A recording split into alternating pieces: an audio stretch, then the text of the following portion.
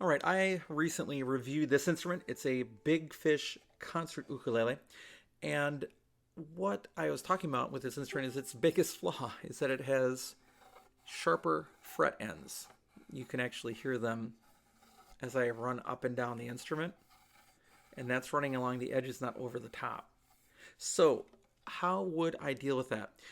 Well, on a less expensive ukulele, I use a sanding sponge and I make sure that it's sort of a fine sanding sponge. I don't want a coarse sanding sponge. And in fact, they sell in drywall departments a medium and fine combination, which is pretty much perfect for what you need to do. And then I have some masking tape, some painter's tape. And realistically, a lot of times on less expensive instruments, I don't even worry about taping off the fretboard or even the neck, because the neck and fretboard are really, really durable. So what I'm doing is I'm putting some tape over the painted areas on this instrument because I do not want to scratch the paint. So especially as this fretboard goes so far south, although those frets are actually some of the best dressed frets on the instrument, so I don't have to sand very much down there. But you can see how I'm covering all the paint so I don't accidentally scratch it. And I'm going to do the same with another piece of tape. This combination roll of tape I think is around $5 today, and a sanding sponge is around $4. So basically under $10 you have what you need to do to take care of most ukuleles.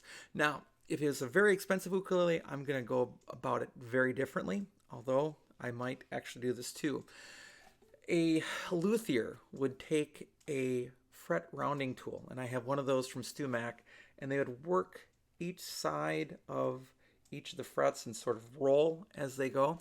The sanding sponge, what it's going to do, because it's a spongy material, is it's going to get in every one of those crevices as you sand.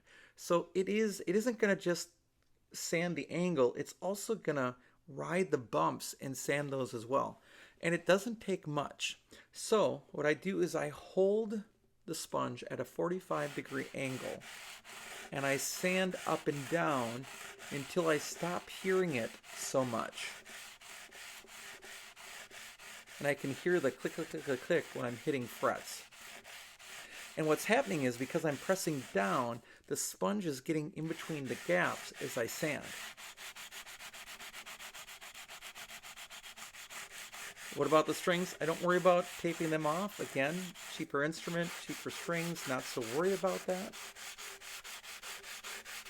And then when I run my finger up and down, nothing. Well, there's actually a sharp front end whip at the top, and sometimes you have to work longer on those. And I can feel the bump as I sand it. But it just takes a couple seconds, and it's going to be greatly improved. Yeah, that top one still needs a little bit of work. And then down here, I do the same thing, but I hold the 45 with only that little bit showing, and I'm trying to avoid the paint, which I can't hit because it's taped off. You can see the tape is covered all through there, but I can just work on it there. And still, that top one is the worst offender of all these. All right. Okay, much improved. That top one still needs a little work. Now you say, Chris, aren't you ruining the fretboard? Well, take a look. There is like no visible damage to the fretboard as a result of sanding it, or the neck, because mainly you're getting the actual metal, not large flakes are coming off or anything like that. You're getting the actual metal of the fret, and it's bouncing on the fret. Now let's do the other side too, because the other side is sharp as well. And you can hear the difference when you're doing that as well. And you can use the different ends and get a slightly different angle.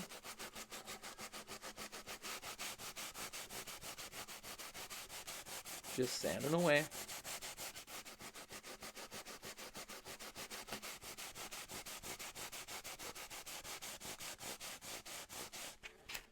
And then when I check it out, it's much better. And then you'll find areas that you still need to touch up just a little bit. But that will take care of it. And then your ukulele becomes much smoother to play. Still that very, very top on this side is not a happy fret. There we go. And when you're all done, you take off your tape, blow off any dust that happens to be on there. And then I take off the other side as well. And now you have an ukulele without sharp fret ends. And that's really the quick and easy way to do that on an inexpensive ukulele. If you have a much more expensive ukulele, you may not want to do that, but you may want to risk it as well. You can always put tape along the sides here too, underneath the frets, and sand then. You can also sand through tape if you need to with like a sanding block. But I try to use these because, again, that ability of the sponge to adapt to the edges as you're sanding makes for a really nice smooth edge as you're playing. All right. Thanks so much for joining me in this video. I hope you're having a great day, and I'll be back soon with some more uke stuff for you.